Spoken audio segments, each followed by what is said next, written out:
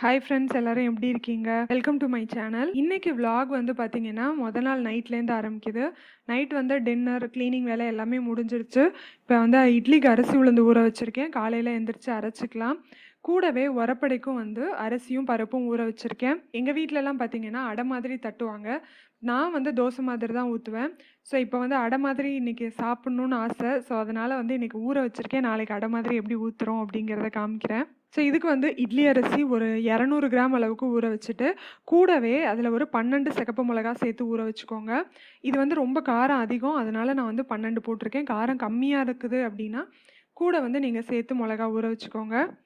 அடுத்தது பார்த்தீங்கன்னா, 200 கிராம் அரிசிக்கு துவரம்பருப்பு ஒரு 50 கிராம், கடலப்பருப்பு ஒரு 50 கிராம், உளுந்து வந்து ஒரு கைப்பிடி அளவுக்கு, ஒரு 20 கிராம் அளவுக்கு எடுத்துக்கோங்க. இது 3த்தையும் அலசிட்டு, இதை தனியாக ஊற வச்சுக்கலாம். இப்போ மறுநாள் காலையில் பார்த்தீங்கன்னா, நான் வந்து சமையல் ஸ்டார்ட் பண்ணியாச்சு.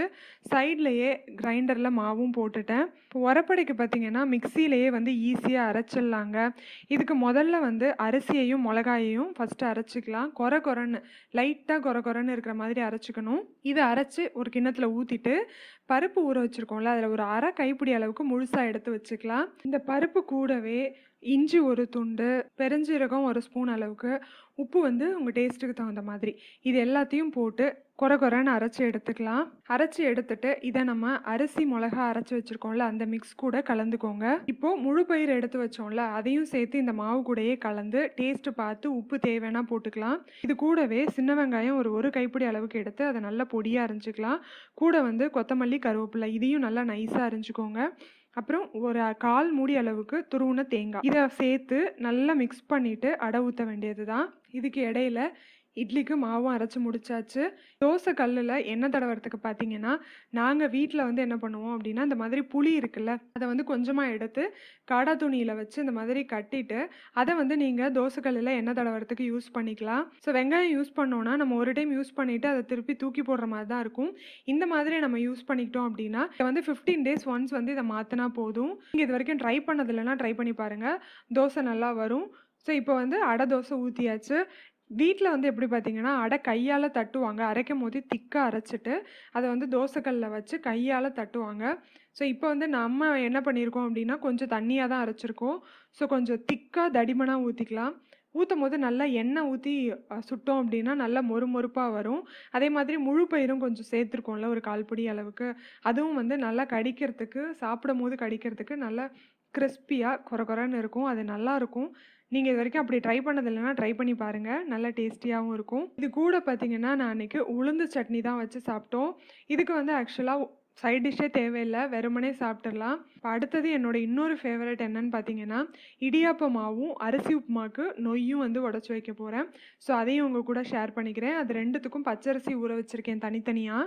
ரெண்டுமே மோராரில் சேம் ப்ராசஸ் தான். அதனால தான் ரெண்டுத்தையும் ஒரே இதில் காமிக்கிறேன். இடியாப்ப மாவும் அரிசி உப்புமாக்கு உள்ள நொய்யும் வந்து ஒரு 200 கிராம் அளவுக்கு எடுத்து ஊற வச்சுருக்கேன். இது ரெண்டும் ஒரு 3 மணி நேரம் ஊறினா போதும்.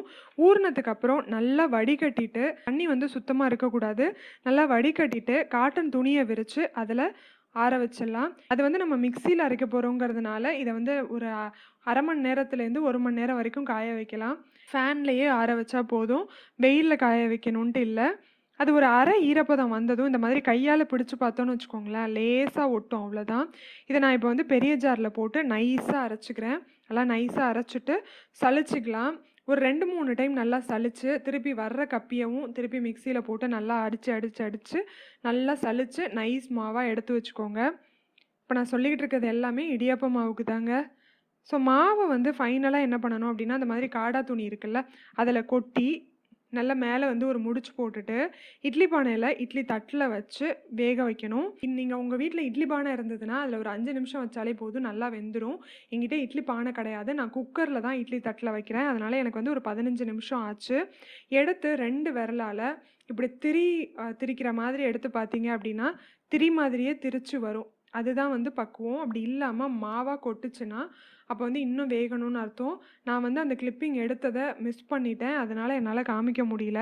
திரி மாதிரி திரிஞ்சு வராமல் பவுடராக கொட்டுச்சுன்னா இன்னும் ஒரு 5 நிமிஷம் நல்லா வேக விட்டுருங்க. இப்போ வெந்ததுக்கு அப்புறமா என்ன பண்ணுங்க அப்படின்னா, கொஞ்சம் ஆறணுன்னா அந்த மாவை சலிச்சு திருப்பியும் கப்பி வந்ததுன்னா அதை மிக்சியில் திருப்பி போட்டு அடிச்சுட்டு நல்லா சலிச்சுட்டு வர்ற மாவை ஒரு தாம்பாளத்தில் கொட்டி நல்லா வெயிலில் காய வச்சுருங்க.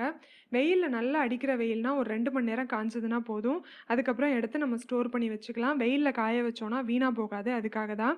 இதை வந்து மோதகம், இடியாப்பம், புட்டு, கொழுக்கட்டை, புடி கொழுக்கட்டை எல்லாம் பண்ணுறோம்ல, அதுக்கு இந்த மாதிரி எல்லாத்துக்குமே யூஸ் பண்ணிக்கலாம். சொன்ன அளவுகள் எல்லாமே ஒரு 2 பேருக்கான அளவுகள். ஸோ இதை வந்து நீங்கள் இது வரைக்கும் ட்ரை பண்ணது இல்லைன்னா ட்ரை பண்ணி பார்த்துட்டு ஃபீட்பேக்கை எனக்கு கமெண்ட்ஸில் சொல்லுங்கள். நான் இதே மாதிரி இன்னொரு வீடியோவில் உங்களை வந்து மீட் பண்ணுறேன். அது வரைக்கும் பை பை.